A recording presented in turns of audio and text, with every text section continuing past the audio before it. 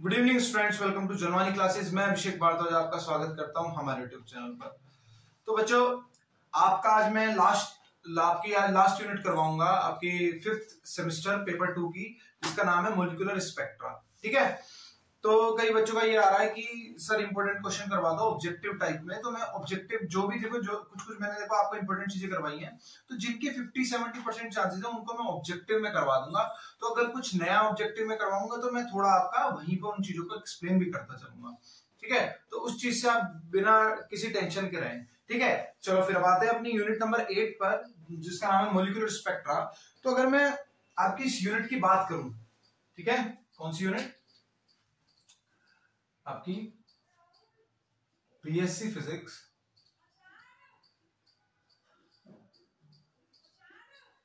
Semester 5th को बता रहा हूं मैं। ठीक है, सेमेस्टर 5th, और यूनिट आपकी है लास्ट 4th यूनिट। ठीक है। 4th यूनिट पार्ट बी की, ये भी बता दूं आपको, पार्ट बी की 4th यूनिट है। ठीक है। वैसे तो आपकी ये 8th यूनिट है, जो आपकी सेकंड बुक है उसकी 8th यूनिट है, लेकिन ये वैसे आपकी मैं करवा रहा हूं 4th यूनिट। ठीक है। तो आपका इसका नाम क्या है? Molecular spectra. देखो, पहले हम समझेंगे कि मॉलिक्यूलर स्पेक्ट्रा के है क्या और ये किस तरीके से अलग है आपका एटॉमिक स्पेक्ट्रा, जो आपने प्रीवियस लेक्चर्स में पढ़ा है। ठीक है। देखो, प्रीवियस लेक्चर में हमने एटॉमिक स्पेक्ट्रा पढ़ा था, जहां पे मैंने आपको एल्कलाइन एलिमेंट्स का स्पेक्ट्रा बनाना सिखाया था, है ना। तो ठीक है। तो देखो, जब हम एटॉमिक स्पेक्ट्रा निकालते हैं तो उसको निकालना काफी इजी होता है, लेकिन मॉलिक्यूलर स्पेक्ट्रा आपका क्या होता है? मॉलिक्यूलर स्पेक्ट्रा थोड़ा सा कैसा होता है? कॉम्प्लिकेटेड होता है। ये आपका कॉम्प्लिकेटेड होता है। ठीक है। कॉम्प्लिकेटेड किससे? कॉम्प्लिकेटेड इन कंपैरिजन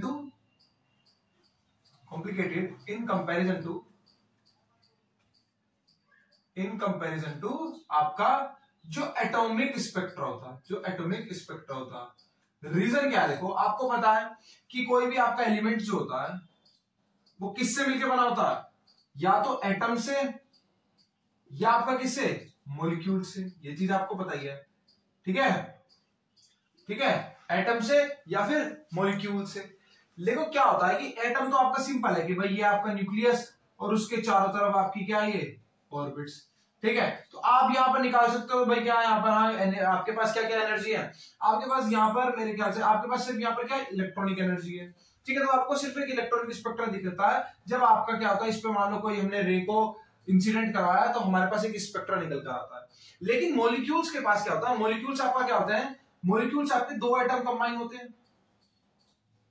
ठीक है। दो एटम्स कंबाइन होते हैं। जैसे आपके अगर मॉलिक्यूल्स की बात करूं, जैसे आपका HCl है ना, H2O2, ठीक है, NaCl। तो ये आपके क्या है कि भाई Na और Cl के दो आपस में मॉलिक्यूल्स कंबाइन हो जाए तो NaCl मॉलिक्यूल, दो एटम्स कंबाइन होकर क्या बनाते हैं? NaCl molecules. ये हाइड्रोजन का हाइड्रोजन के साथ ही कंबाइन हो जाए, ऑक्सीजन का ऑक्सीजन के साथ ही कंबाइन हो जाए। तो देखो, जहां पर आपके सेम टाइप ऑफ एटम होते हैं उन्हें हम क्या बोलते हैं? उन्हें हम बोलते हैं क्या?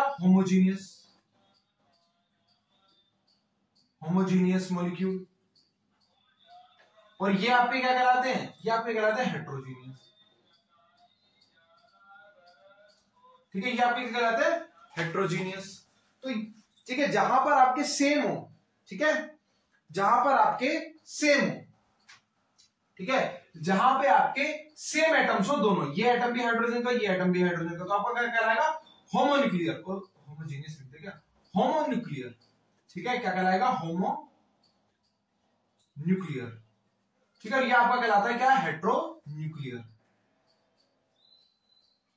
ठीक है। यानी मान लो ये भी आपका H का एक एटम हो, ये भी आज का आपका H का एक एटम हो, और ये दोनों आपस में कंबाइन हो रहे हैं, तो ये हमारा क्या बनता है? ये हमारा बन जाता है होमोन्यूक्लियर। ठीक है। होमोन्यूक्लियर।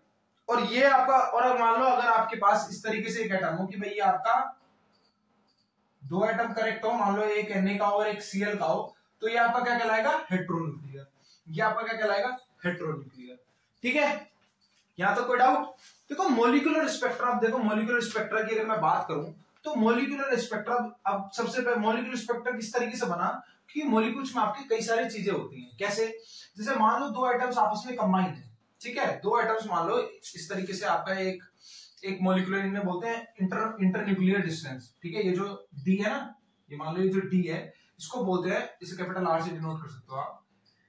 ठीक है, ये जो इनके बीच की डिस्टेंस है आर है, इसको हम क्या बोलते हैं, internuclear distance, inter nuclear distance. ठीक है, मान लो उसके एक एंड पर कोई एक एटम है और दूसरे एंड पर कोई दूसरा एटम है, इस तरीके से हमने मान लिया। देखो क्या होगा, जो ये एटम्स होंगे ये क्या कर रहे होंगे, ये वाइब्रेशन कर रहे होंगे, कभी इधर आते होंगे। ठीक है भाई, कभी इधर आता होगा, कभी जाता होगा, कभी इधर आता होगा, कभी इधर आता होगा। ठीक है, ये मान लो इनका सेंटर ऑफ मास है। ठीक है, इस आर का सेंटर ऑफ मास है। ठीक है, तो मान लो ये क्या कर रहे हैं, वाइब्रेशन कर रहे हैं, तो इनके पास एक होती है क्या, वाइब्रेशनल एनर्जी। इनके पास क्या होती है, ये कुछ अभी आपको नोट नहीं करना है। ठीक है, जस्ट मैं आपको समझा रहा हूं। इनके पास क्या होती है, इनके पास होती है क्या, वाइब्रेशनल एनर्जी। ठीक है, इनके पास क्या होती है, वाइब्रेशनल एनर्जी होती है। ठीक है, इनके पास क्या होती है, इनके पास होती है आपकी वाइब्रेशनल एनर्जी, वाइब्रेशनल एनर्जी। ठीक है, और क्या होता है, ये जो आपके मॉलिक्यूल्स होते हैं, ये जो आपके मॉलिक्यूल्स होते हैं, ये साथ में क्या करते हैं, ठीक है, ये क्या करते हैं, अपने अपने एक्सिस पर रोटेशन भी करते हैं। भाई अपने अपने एक्सिस पर क्या करेंगे, रोटेशन भी करेंगे, तो इनके पास वहां क्या आ जाती है, रोटेशनल एनर्जी। क्या आ जाती है, रोटेशनल एनर्जी। ठीक है, यहां इनके पास क्या आ जाती है, रोटेशनल एनर्जी। और अलग अलग जो इंडिविजुअली एटम है, ये भी तो अपना एक क्या करेंगे, इनका एक अपना कॉन्फ़िगरेशन चल रहा होगा। ठीक है, इनका कॉन्फ़िगरेशन चल रहा होगा, तो वो क्या प्रोड्यूस करता है, इलेक्ट्रॉनिक एनर्जी। वहां से हमारे पास क्या आती है, इलेक्ट्रॉनिक एनर्जी। ठीक है, इलेक्ट्रॉन से जो एनर्जी प्रोड्यूस होती है उसको हम बोलते हैं इलेक्ट्रॉनिक एनर्जी। तो यही तीन टाइप की एनर्जी, तीन टाइप के स्पेक्ट्रास का फॉर्मेशन करती है मॉलिक्यूल्स के अंदर। और वो कौन कौन से होते हैं आपके, वो आपके कौन कौन से होते हैं, तो मैं बताता हूं आपके कौन कौन से होते हैं। तो यहां से थोड़ा सा आप नोट करना, जो मैं अब लिखवाना स्टार्ट करूंगा। ठीक है, तो यहां से आपको थोड़ा सा नोट करना है, और एग्जाम में आपका ये डायरेक्ट क्वेश्चन आता है लॉन्ग में, कि इन तीनों टाइप के स्पेक्ट्रास को डिस्क्राइब करो। ठीक है, इन टाइप के स्पेक्ट्रास को डिस्क्राइब करो। तो लिखो, लिखो, to study the molecular spectra, to study the molecular spectra, we divide it in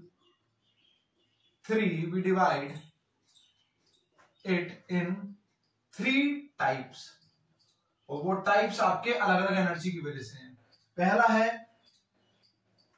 pure rotational spectra.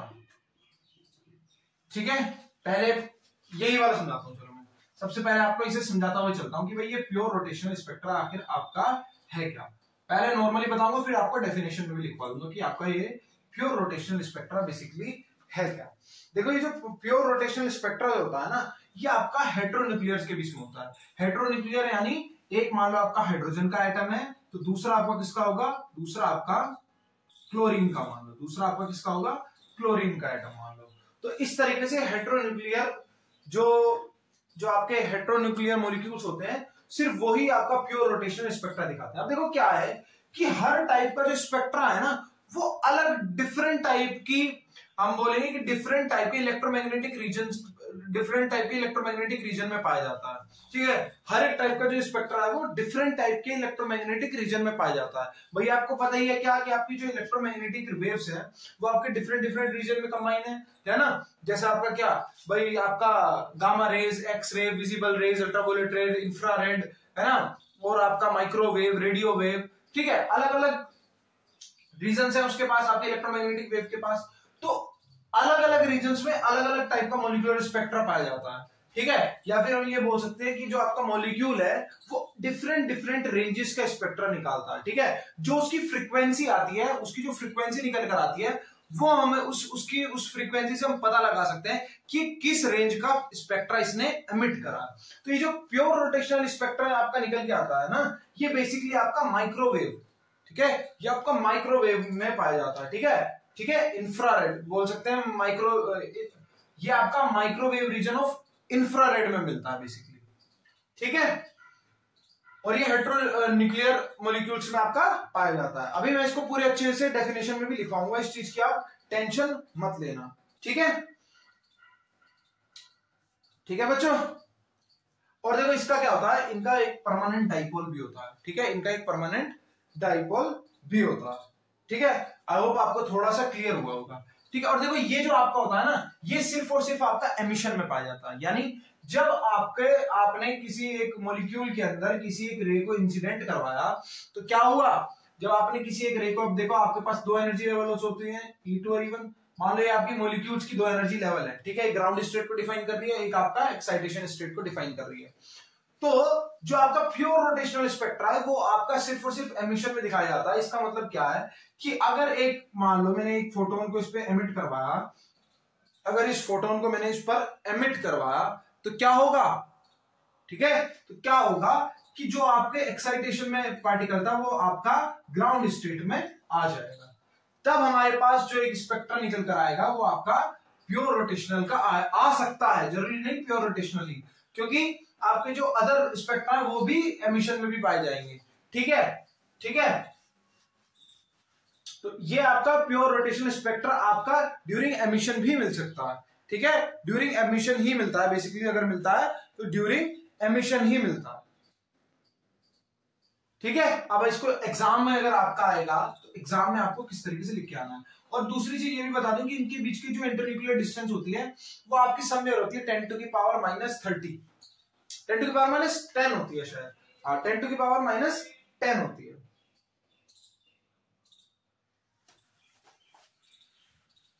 Ten to की पावर -30 होती है। और जो आपका वाइब्रेशनल रोटेशन स्पेक्ट्रा होता है उसकी 10 टू की पावर -10 होती है।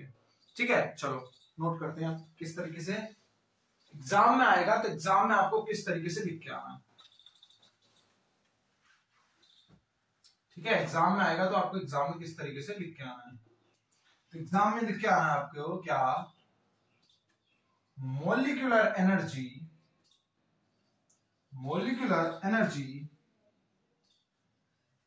states produced by rotation of molecules that are separated by very small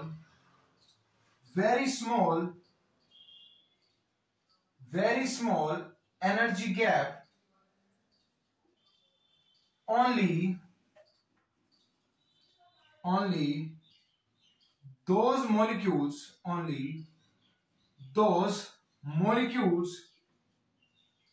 which have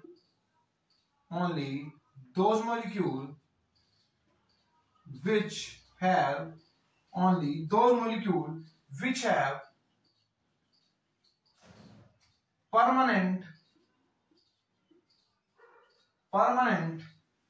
dipole moment can give pure rotational spectra। ठीक है, स्पेक्ट्रा। ठीक है, आगे लिख दो, क्लियरली only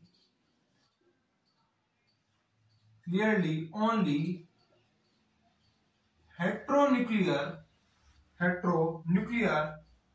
molecules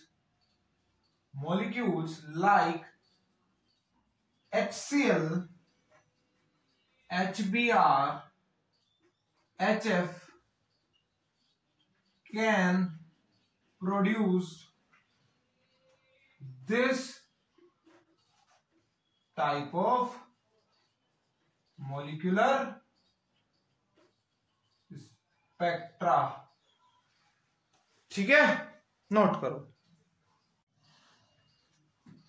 ठीक है बच्चों, अगर कुछ नहीं समझ में आ रहा है तो मैं आपको रिपीट कर देता हूं कि molecular energy states produce by rotation of molecules.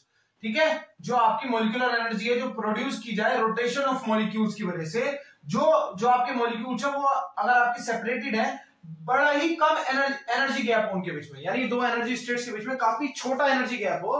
ठीक है, सिर्फ वही आपके मॉलिक्यूल्स क्या शो करते हैं, प्योर रोटेशनल स्पेक्ट्रा शो करते हैं। एक और कंडीशन होनी चाहिए कि उनका क्या होना चाहिए, परमानेंट डाइपोल मोमेंट होना चाहिए।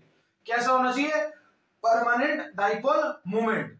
ठीक है, और ये सब आपका किसके अंदर होता है, हेट्रोन्यूक्लियर मॉलिक्यूल्स के पास। इसी वजह से HCl, HBr, HF एक्सेट्रा ये सब आपका मॉलिक्यूलर इस टाइप का, ये प्योर रोटेशनल स्पेक्ट्रा जो है, इस टाइप का मॉलिक्यूलर स्पेक्ट्रा आपका प्रोड्यूस कर सकते हैं। ठीक है, अब अगर हम बात करेंगे किसकी, वाइब्रेशनल रोटेशनल स्पेक्ट्रा की, तो क्या होता है आपका वाइब्रेशनल रोटेशनल स्पेक्ट्रा, और एग्जाम में आपको किस तरीके से लिख के आता है ये बताते हैं।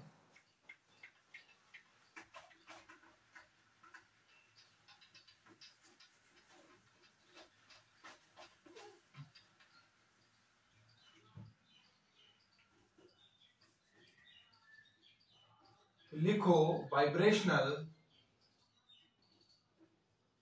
Rotational spectra. ठीक है, वाइब्रेशनल रोटेशनल स्पेक्ट्रा। तो क्या होता है आपका वाइब्रेशनल रोटेशनल स्पेक्ट्रा, उसको डिस्कस करते हैं। देखो, जो आपका वाइब्रेशनल रोटेशनल स्पेक्ट्रा होता है, vibrational rotational spectra arises when rotation motion is imposed on vibration of atom in molecules. This spectra is obtained in infrared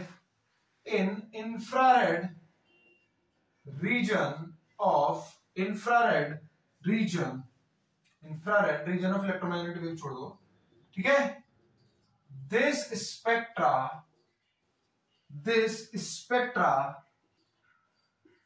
is observed for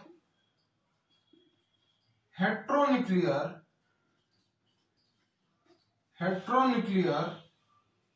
molecules like आपका HCl, HGr etc. ठीक है, okay. और अगर third type की बात करें, वो आपका कौन सा होता है, इलेक्ट्रॉनिक स्पेक्ट्रा। तो इलेक्ट्रॉनिक स्पेक्ट्रा आपका कौन सा स्पेक्ट्रा होता है, ये आपका सबसे कॉम्प्लिकेटेड होता है, the most complicated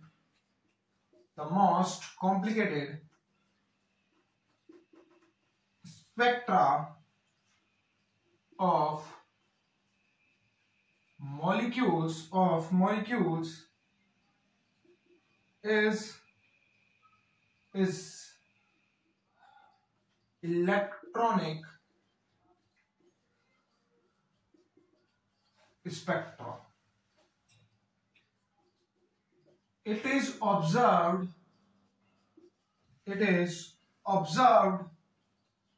for emission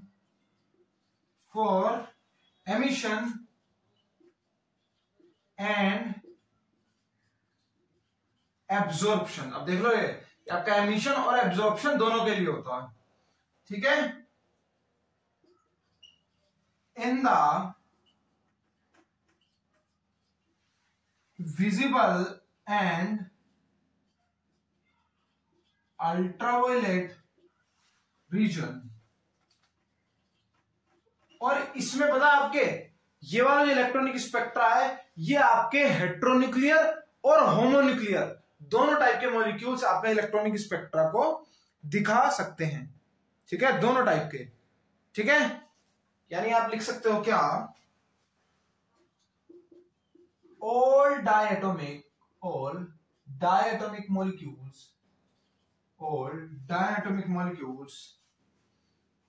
give electronic spectra. ठीक है, नोट कर लो।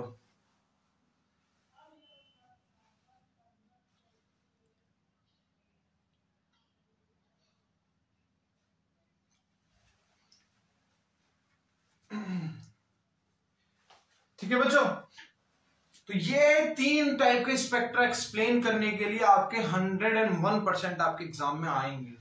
ठीक है, तो इन तीनों टाइप को अच्छे से पढ़ना है आपको, बहुत अच्छे से और डिटेल में पढ़ना है तीनों टाइप के स्पेक्ट्रास को। ठीक है, इसमें आपको कोई भी मिस्टेक नहीं करनी है। ठीक है, अब जो आपका नेक्स्ट टॉपिक है, ठीक है, वो आपका उसके भी आने के चांसेस है। उसका वैसे चांसेस आपके 90% है, तो इस वजह से भी मैं आपका करवा देता हूं। वो आपका क्या है कि diatomic molecules as a rigid rotator. ठीक है, जिसमें हम क्या, वो भी और आपका रोटेशनल स्पेक्ट्रा। अब आप रोटेशनल स्पेक्ट्रा पढ़ेंगे रिजिड ऑपरेटर्स के लिए, यानी आपके डायटोमिक मॉलिक्यूल्स के बीच का जो डिस्टेंस है अगर हमने वो फिक्स्ड कर दिया, ठीक है, तो क्या होगा। हेडिंग डालो क्या,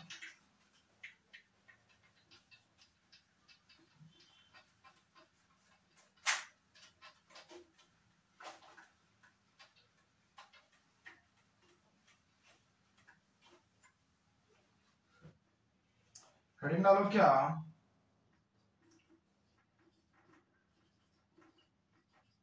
diatomic molecule as rigid rotator और आपका रोटेशनल स्पेक्ट्रा।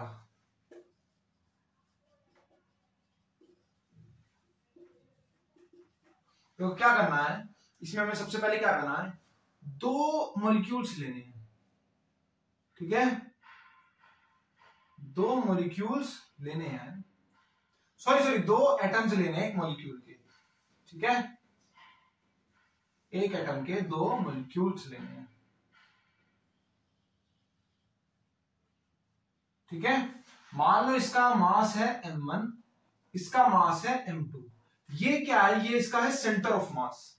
ठीक है, ये क्या है, ये इसका सेंटर ऑफ मास है, इसे C से डिनोट कर दो। ठीक है, ये आपका सेंटर ऑफ मास है और इसे हमने किससे डिनोट कर दिया, C से डिनोट कर दिया। मान लो ये जो डिस्टेंस है ये आपकी है R1 और ये डिस्टेंस है आपकी कितनी, R2। ठीक है, और ये आपकी पूरी कितनी है, R। यानी जो आपका R है वो क्या है, R1 प्लस R2। ठीक है, आपका R क्या है, R1 प्लस R2। और अगर मैं यहां पर लगाऊं सेंटर ऑफ मास की property, so according to the centre of mass, तो आपका क्या होगा, जो आपका M1 R1 होगा वो बराबर आएगा M2 R2 के। ठीक है, M1 R1 आपका बराबर किसका आएगा, M2 R2 के। ठीक है, और अगर मोमेंट ऑफ इनर्शिया निकालूं मैं इस मॉलिक्यूल का, तो क्या आएगा, end moment of inertia of molecule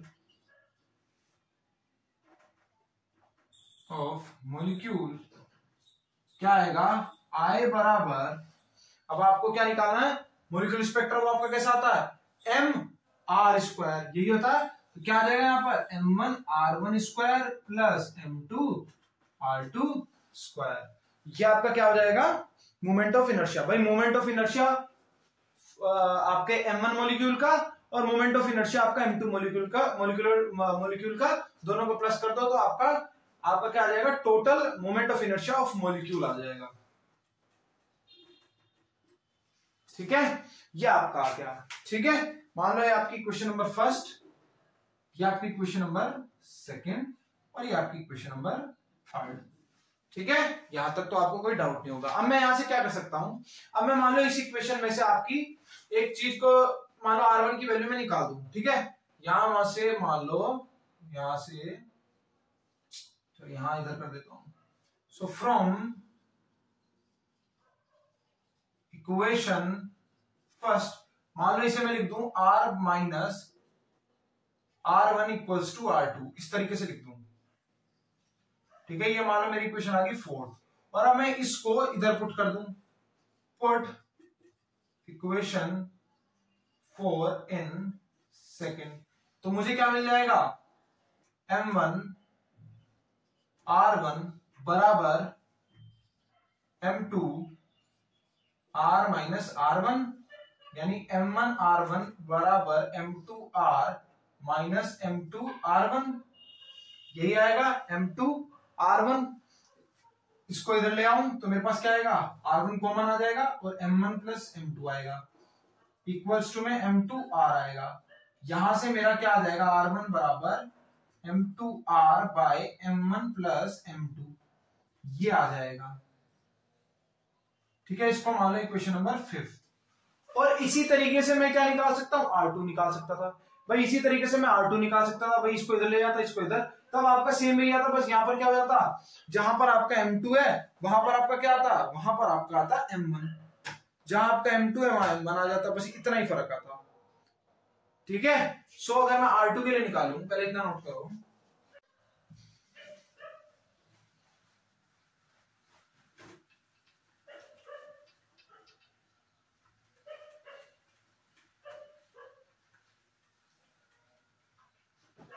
ठीक है,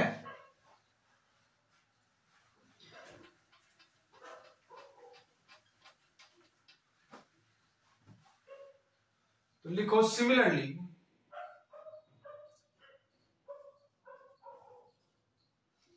आपकी R2 की वैल्यू क्या आ जाती, M1 R by M1 plus M2। Now आपकी जो मोमेंट ऑफ इनर्शिया की वैल्यू थी क्या थी, M1 R1 square plus M2 R2 square, वहां पर इस R1 और R2 की वैल्यू को पुट कर दो, यानी M1 M2 R by M1 plus M2 whole square plus M2 R plus M1 R sorry plus M1 R by M1 plus M2 whole square M2। तो I बराबर M1 M2 square R square by M1 plus M2 whole square plus M1 square M2 R square M1 plus M2 whole square. यहां से आपका क्या आ जाता, I बराबर, अब मैं कॉमन ले सकता हूं क्या, M1 M2 by M1 M2 R square, मैं कॉमन ले सकता हूं यहां से क्या, M1 M2 कॉमन ले सकता हूं ना, R स्क्वायर भी कॉमन आ सकता है, M1 plus M2 whole square भी कॉमन आ सकता है। ठीक है,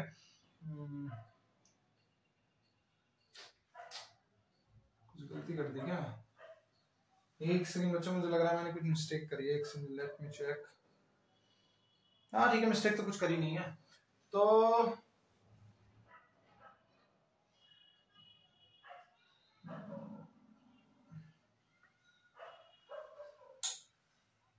M1 प्लस M2 और R स्क्वायर को कॉमन ले सकता हूं मैं, है ना, और आपका इधर M1 plus M2 whole square को भी कॉमन ले सकता हूं, तो इधर क्या बचेगा M2 और इधर बचेगा मेरा क्या M1, है ना। तो ये देखो ये आपका कैंसिल आउट हो जाएगा, तो आपका क्या बचेगा, आई बराबर m1 m2 by m1 plus m2, और ये आपका क्या आएगा, ये आपका आएगा रिड्यूस्ड मास। ठीक है, ये मैं आपको इसका एक्सप्रेशन करवा भी चुका हूं, तो इसको मैं डिनोट कर दूंगा किससे, म्यू से। ठीक है, लिख सकते हो where mu is the reduced mass. ठीक है, where mu is the reduced mass. ठीक है, अब हमें मान लो हमें इसकी क्या निकालनी है, एनर्जी निकालनी है। देखो ये निकालने के पीछे रीजन था क्योंकि बेसिकली हमको क्या चाहिए, एनर्जी चाहिए। यहाँ पे मैं आपको स्पेक्ट्रा बनाकर दिखाऊंगा पूरा इसका। ठीक है, जो आपका रिजिड ऑपरेटर का यानी रोटेशनल स्पेक्ट्रा जो आपका आएगा तो किस तरीके से आएगा, तो उसके लिए पहले तो आपको एनर्जी चाहिए। अब जो एनर्जी है वो आप किस तरीके से निकाल सकते हो। ठीक है,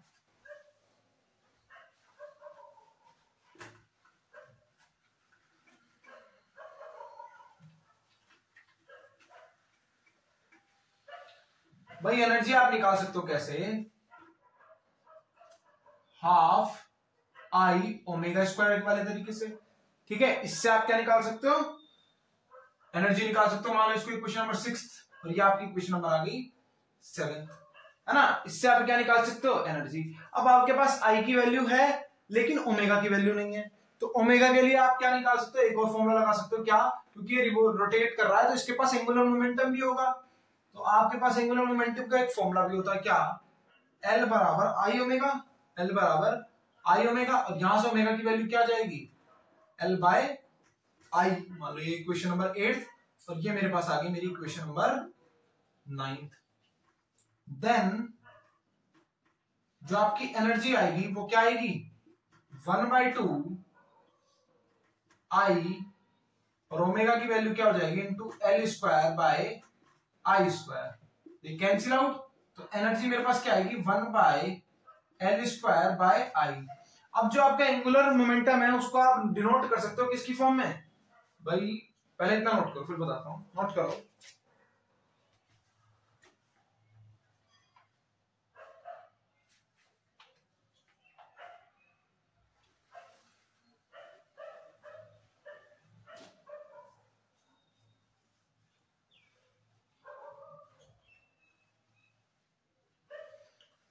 ठीक है, अब देखो,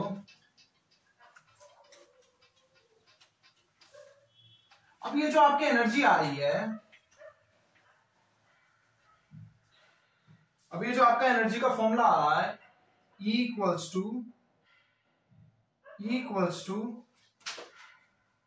1/2 आएगा ना, 1/2 तो आएगा, हाँ 1/2 Li क्या था, डिवाइडेड बाय 2, आई से आई कैंसिल हो गया था ना, डिवाइड में आई था, सो एल स्क्वायर बाय आई, ये था ना आपका फॉर्मूला, एल स्क्वायर बाय आई, ये आया था आपका फॉर्मूला एल स्क्वायर बाय आई। ठीक है, अब मेरे पास ये मेरी इक्वेशन नंबर आ रही थी 9, ये आ रही थी मेरी इक्वेशन नंबर 9। अब देखो क्या करो, मैं इसको क्वांटम नंबर्स में अगर तोड़ना चाहूं तो देखो क्या लिख सकता हूं मैं इसको, तो अगर मेरे पास ये टोटल एंगुलर मोमेंटम है इसको मैं इस तरीके से डिनोट कर सकता हूं 1/2। अब जो मेरा एल होता है ना, ये मेरा बराबर होता है जे प्लस 1 के, जो एल होता है वो मेरा जे प्लस 1 के बराबर होता है, वो भी किसके, अंडर रूट जे प्लस 1। ठीक है, अंडर रूट जे प्लस 1 के। तो यहां पर जब मैं इसे नोट करूंगा तो मेरे पास क्या आ जाएगा, जे प्लस 1, और यहां पर आएगा, बाहर आता है एच कट। ठीक है, और ये क्या हो जाएगा, एच कट स्क्वायर बाय आई के। ठीक है, बाय मेरा आई के। आई होप यहां तक आपको कोई डाउट होगा नहीं। ठीक है, तो देखो ये मेरे पास एनर्जी आ गई है निकल कर, है ना। और इसमें हम और कुछ कर सकते हैं, बताओ अगर इसमें और कुछ कर सकते हैं तो कुछ और कर सकता हूं क्या मैं इसमें, आई की वैल्यू पुट कर दो, चलो 1/2 J plus 1 H cut square by I की वैल्यू मेरे पास क्या आई थी, आई की वैल्यू मेरे पास आई थी म्यू आर स्क्वायर, और मुझे पता है मेरे पास एच कट क्या होता है, h/2 पाई होता है, ये भी पता है ना कि भाई एच कट क्या होता है, h/2 पाई होता है। वैसे अगर हम ना भी करें कन्वर्ट तो भी वैसे कोई दिक्कत है नहीं, इतने से में भी हम लिख सकते हैं, अगर चाहे तो वैल्यूज तो हम निकाल सकते हैं। तो देखो ये मेरी आ रही है एनर्जी, एनर्जी का ये मेरे पास क्या आ रहा है, डेरिवेशन ही आया पूरा निकलकर, एनर्जी का डेरिवेशन मेरे पास ये निकलकर आ चुका है। ठीक है, अब मान लो देखो यहां पर अब वेयर लिख सकते हो आप, जो जे है वो कहां से कहां तक है भाई आपका, वेयर जे बराबर 0 1 2 3 कुछ भी 1 2 3 है ना, एंड सो ऑन, इस तरीके से जे की वैल्यू जा रही है। तो बारी बारी लेते हैं, मान लो 4, अब एनर्जी वो बनाएंगे हम, क्या एनर्जी स्टेट्स बनाएंगे आपकी। सो अगर मैं E1 के ले लूं, क्योंकि यहाँ पर देखो जे की फॉर्म है तो इसको EJ से डिनोट कर दो। अगर मैं फर्स्ट एनर्जी स्टेट लूं तो वो आपकी क्या निकल के आएगी, जे बराबर 0 पुट कर दो तो वो आपकी आएगी कितनी, जे बराबर 0 पुट करते क्या आएगी, h कट स्क्वायर बाय तो ये तो 0 हो जाएगा, ये भी पूरा 0 ही हो जाएगा, हाँ तो ये तो 0 ही आएगी भाई, 0 हो जाएगा ना, हाँ तो सब 0 हो जाएगा। तो ये आपके आ गई 0, ठीक है, ये आपके आ गई कितनी 0। और अगर मैं 4 यहां पर ढंग से लिखो क्या, 4 जे बराबर 0 के लिए, अब मैं आऊं 4 जे बराबर 1 के लिए, देन मेरे पास एनर्जी क्या आएगी, E1 से डिनोट कर दो, यहाँ पर E0 करो, मेरे पास E1 क्या निकल कर आएगी, वो मेरी जो एनर्जी निकल कर आएगी वो मेरे पास क्या निकल कर आएगी, जे बराबर 1 के लिए मेरी जो एनर्जी स्टेट निकल कर आएगी वो एनर्जी स्टेट क्या निकल कर आएगी, 1 1 + 1 2, 2 से 2 कैंसिल आउट हो जाएगा, आएगा h cut square by mu are square, h cut square by mu are square. ठीक है, इसी तरीके से अगर मैं मान लो 4 जे बराबर 2 के लिए निकालूं तो मेरी E2 की वैल्यू क्या निकल कर आएगी, 2 पुट करो, 2 से 2 कैंसिल हो जाएगा, 2 और 3 h cut square by mu are square.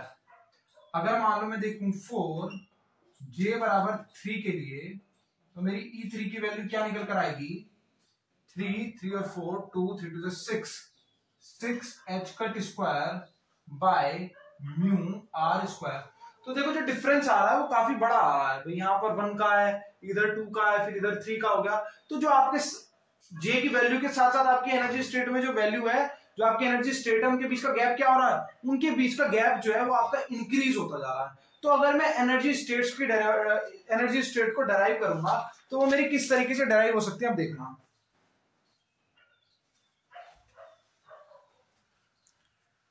तो अगर मैं अपनी एनर्जी स्टेट्स को बनाना चाहूंगा तो देखना मेरी एनर्जी स्टेट्स रोटेशनल इसके लिए कैसी आएगी भाई, ये आएगी पहली मेरी,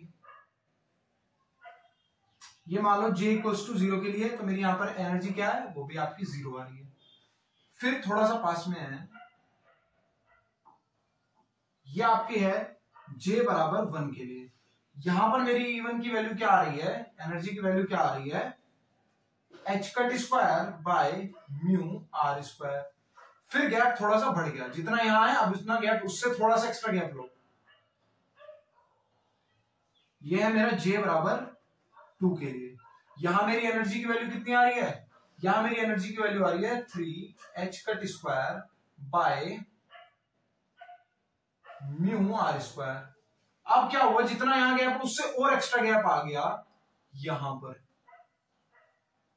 ठीक है, यानी j बराबर 3 के लिए एनर्जी मेरी क्या आ गई, 6 h cut square by mu are square. अब देखो जो आपका ट्रांसमिशन होगा भाई, वो आपका ट्रांसमिशन कहां हो सकता है, आपका ट्रांसमिशन के लिए आपको एक सिलेक्शन रूल फॉलो करना पड़ेगा। वो क्या होगा कि डेल जे की वैल्यू आपकी +-1 होनी चाहिए, डेल जे की वैल्यू +-1 होनी चाहिए। अब देखो जो आपका स्पेक्ट्रा है वो आपको कहां दिख सकता है, वो आपको ड्यूरिंग एमिशन और ड्यूरिंग एब्जॉर्प्शन दोनों तरफ से दिख सकता है भाई, एमिशन के लिए भी दिख सकता है और आपका एब्जॉर्प्शन के लिए भी दिख सकता है। तो देखो यहां पर क्या होता है, लेकिन आपका एमिशन में नहीं दिखाएंगे हम, क्योंकि आपका जो एब्जॉर्प्शन वाला रोटेशनल स्पेक्ट्रा होता है ना रिजिड ऑपरेटर के अंदर, वो ज्यादा प्रोमिनेंट होता है। इस वजह से हम सिर्फ और सिर्फ क्या दिखाएंगे, सिर्फ और सिर्फ हम इसके अंदर अपना एब्जॉर्प्शन वाला दिखाते हैं, हम एमिशन वाला नहीं दिखाते हैं। इस चीज को ध्यान में रखना, ठीक है। सो एब्जॉर्प्शन वाला होगा आपका किस तरीके से, इस तरीके से हो सकता है भाई, -1 की उसमें इस तरीके से और इस तरीके से, ठीक है। तो ये आपका बन जाएगा क्या, ये आपका आ जाएगा एनर्जी का, ठीक है, ये आपका आ जाएगा एनर्जी के लिए, ठीक है। आप चाहे तो इसको और आगे बढ़ा सकते हैं, आप खुद ही देखना, अगर आप मान लो J = 4 पुट करोगे तो आपकी एनर्जी गैप और बढ़ जाएगा और ये थोड़ा और ऊपर निकल कर आएगा, ठीक है। यानी क्या हुआ, देखो यहाँ पर बेसिकली जब मैं एक रे को इंसिडेंट करवाऊंगा, मान लो hν उसकी रे, hν मेरी क्या है, hν मान लो मेरी रेडिएशन है, उसको इधर क्या करवाऊंगा, इंसिडेंट करवाऊंगा, तो मेरा क्या क्या होगा, ड्यू टू एब्जॉर्प्शन में जो क्या शो होगा, एक रोटेशनल स्पेक्ट्रा शो होगा जिसके एनर्जी बैंड्स ये रहे।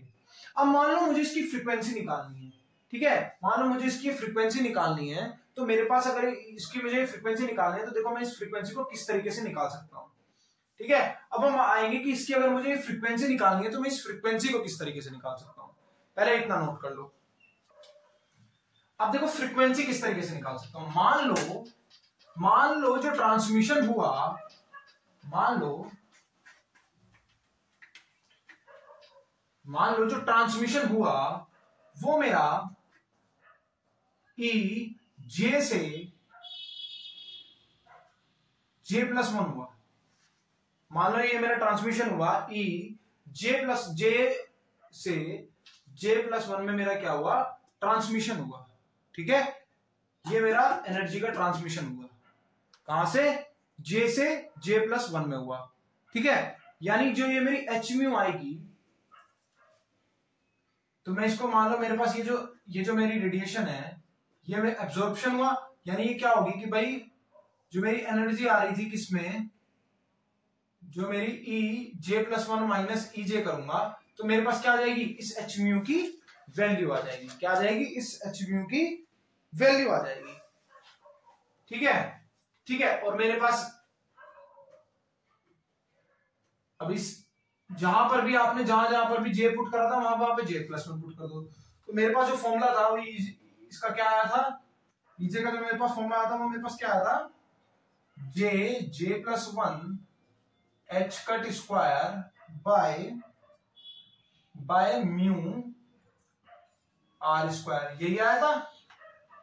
यहां पर अब एक काम करते हैं, h कट की वैल्यू भी पुट कर देते हैं, तो EJ मेरे पास क्या आ जाएगा, J+1 h² बाय, और यहाँ पर 2 भी था, है ना, 1/2 भी तो था, 2 था, सो 4 हो जाएगा वही, क्योंकि आपका h कट होता है h/2 पाई, सो 2 का स्क्वायर 4 और 4 2 8 और पाई स्क्वायर μ r², ये होगा जो पूरी वैल्यू निकल कर आएगी वो आपकी ये आएगी, पूरी वैल्यू निकल कर, ठीक है।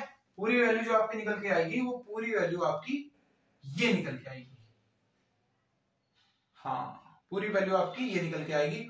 और इस पूरे को आप डिनोट कर दो किससे, इस पूरे को आप डिनोट कर दो मान लो μ0 से डिनोट कर दो, और यहां पर J+1, ठीक है। अब इसको हम सोल्व करेंगे, ठीक है। तो अब यहां पर J की जगह पर जहां पर भी J था वहां पर क्या कर दो, J+1 और आपका क्या J+1 +1 μ0 माइनस EJ यानी कि आपका J+1, ठीक है। पहले इतना नोट कर लो, ये हल्का सा इस पोर्शन को नोट कर लो, फिर मैं यहाँ पर अच्छे से लिख पाता हूँ। वरना एक काम करो, रुक जाओ, मैं थोड़ा सा पीछे लिख देता हूँ इसको, है ना, इसको मैं क्या करता हूँ हल्का सा, थोड़ा आपको जो समझ में आया है ना, क्योंकि ये पोर्शन भी जरूरी है और इसके साथ ही रहे स्क्रीनशॉट में भी, तो वो भी सही रहेगा आपके लिए। अब अलग अलग चला जाएगा तो फिर आप कंफ्यूज हो जाओगे कि मैंने करा क्या था।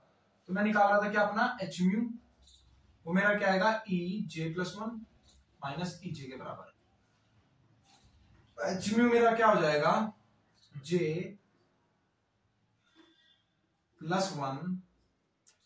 +1 नॉट माइनस J+1 नॉट।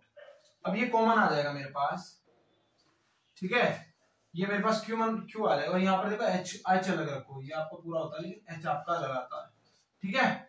यहाँ पर आपका H भी आना है और यहाँ भी आपका H आना है, तो ये H से ये H आपका कैंसिल हो जाना था, ठीक है, ठीक है। बस इस चीज को याद रखना आप, ठीक है। जो याद होता है ना आपका h/8 पाई μ r², ये आपका μ0 के बराबर होता है, ठीक है।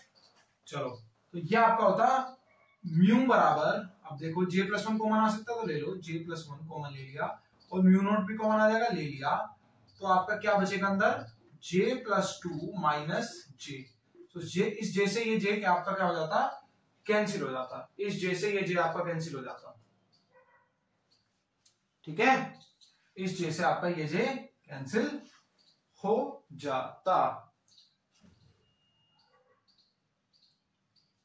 ठीक है, इस j से आपका ये j कैंसिल हो जाता। मैंने कुछ मिस्टेक करी है, अरे यार बच्चों ये आपका 4 आना था, इसको 4 करो और इंटू 2 ऐसी करके लिखो और यहाँ पर h/2 आता, ठीक है, ये हल्का से मेरे से मिस्टेक होगी। ये जो आपकी वैल्यू होती है ना, देखो जो आपका h/4 पाई स्क्वायर आई जो होता है, ये आई की वैल्यू है ना, ये आपका म्यू नॉट के बराबर होता है, ठीक है, ठीक है, ये आपका म्यू नॉट के बराबर होता है, ये वाली वैल्यू, ठीक है। तो मैं 2 को भूल गया था, यहां पर आपका बाय 2 भी आना था, उस 2 से फिर ये 2 कैंसिल हो जाना था, तो सिर्फ आपकी वैल्यू क्या निकल के आती, क्या आती है आपकी म्यू नॉट j+1, क्या आती है म्यू नॉट j+1, ठीक है, म्यू नॉट j+1।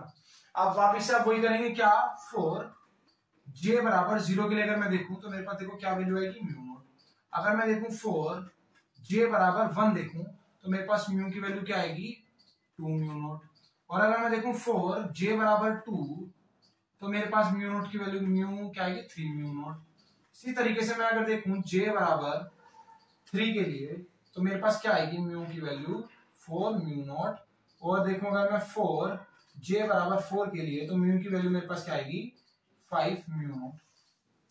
तो देखो यहां जो मेरे पास एनर्जी गैप आ रहा है, देखो यहां पर जो मेरे पास फ्रीक्वेंसी के बीच में गैप आ रहा है वो कैसा आ रहा है, बिल्कुल सेम आ रहा है ना, बिल्कुल सेम आ रहा है। तो अगर मैं इसका डायग्राम बनाऊंगा तो आपका जो इसकी डायग्राम बनेगा वो कैसा बनेगा, कुछ इस तरीके से बनेगा।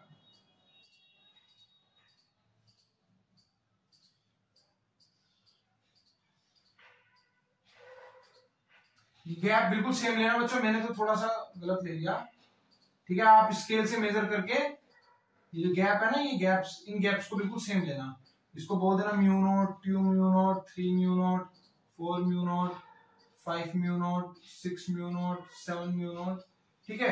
तो ये आपका बन जाएगा फ्रीक्वेंसी स्पेक्ट्रम। और अभी पिछला में क्या बनाया था, एनर्जी स्पेक्ट्रम, ठीक है। तो ये आपका स्पेक्ट्रम इसका निकल के आ जाएगा, किसके लिए, नॉन रिजिड ऑपरेटर के लिए, ठीक है, नोट कर लो।